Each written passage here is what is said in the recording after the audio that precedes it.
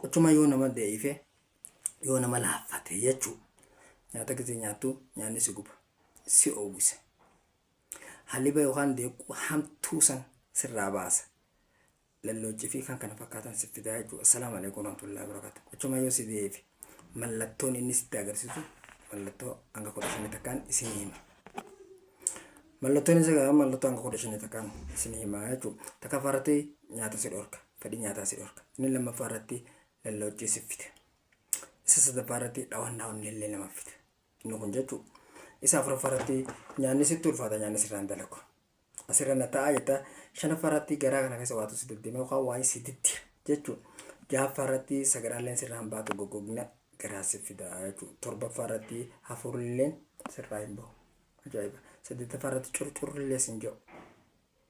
Saglaffaa irratti hogguu sitti hammaate hedduu inni kun midhaanillee si balleessa. Kurnaffaa irratti si bohoha. Bohoha si gallaksa jechuudha. 11ffaa irratti ni guba.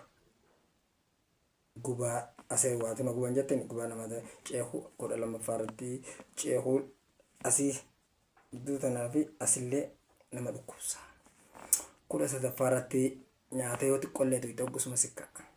14ffaa irratti gara narbiitti illee ni tarkaanfata yookaan ni jijjiirama jechuudha inni kun. 15ffaa irratti sammuu namaa tana oowwiseeti mallattoo maraatu itti fida.